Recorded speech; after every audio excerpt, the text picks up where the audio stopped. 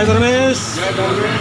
मैं चित्रंजन राव। अभी हम लोग जस्ट सिरसीता नाले का दर्शन साथ में पूजा करके भगवान का नाम लेके भगवान का आस्था और विश्वास के साथ में हम लोग गए और बहुत ही खुशी और उमंगता के साथ हम लोग वापस आ रहे हैं। आने के बाद में यहाँ पर एक जगह का नाम है नागफेनी गुमला, वहाँ पर आके रुके हुए। मैं यहाँ से चाहूँगा कि हमारे सर्विस मैन जो है वो लोग भी हम लोग साथ में गए थे, लेकिन वहाँ किसी कारण से हम लोग आपस में मिल के बातचीत नहीं कर पाए और अपना विचार को शेयर नहीं कर पाए। तो मैं चाहूँगा कि आप लोग अपना नाम बताते हुए थोड़ा सा बताइए कि आप जो सर्विस कर रहे हैं और करके आए उससे आपको अभी कैसा महसूस हो रहा है? सर्विस करके आए। पहले आर्मी में तो कम दिन सर्विस किए, लेकिन इधर सीसीएल में हम 26 साल सर्विस किए। सर्विस करने के बाद में हमको बहुत अच्छा लग रहा है। इधर धर्म अति सरना माता को याद कर रहे हैं, उधर उधर घूम फिर रहे हैं, बहुत अच्छा लग रहा है। तो ये देखिए, सर्विस करने के बाद में धर्मेश के पास में हम लोग सबसे बड़ा काम है दोस्त, ठीक है ना, जीवन मारना चलते ही रहता है। इसीलिए जब आदमी सर्विस पेंशन होने के बाद में, जब कुछ होने के बाद में क्या होता है, उम्र होने के बाद में क्या करना है, हमको धर्मेश के ऊपर ज़्यादा ध्यान देना चाहिए। मेरा इतवाव राम नाम है।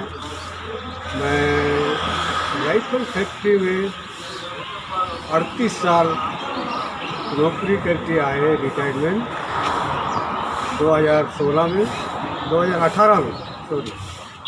और सर्विस लाइफ में अभी तक हम गांव देहात को, गांव के बच्चों को और सरना माता वगैरह को तो ध्यान करते रहे, लेकिन आज हम असल चीज़ को, असली चीज़ को जानकारी मिला और बहुत खुशियाँ ही बांट रहे हैं। अब आज के बाद आम जनता के पास, आम सरना लोगों के पास जाके हम उसको संदेश देंगे। क्या संदेश देंगे कि तुम लोग सब बाल बच्चों सही सरना स्थल में जा कर के प्रेयर करो, सबसे अच्छा रहेगा। और उसके बाद में पढ़ाई लिखाई तो रहेगा ही, इतने ही बोलता हूँ। आप ये पूछना चाहेंगे कि आपको अभी आए कैसा लग रहा है आपको? मेरा नाम है पुनः राव। हम भी बाहर में 30 साल थे।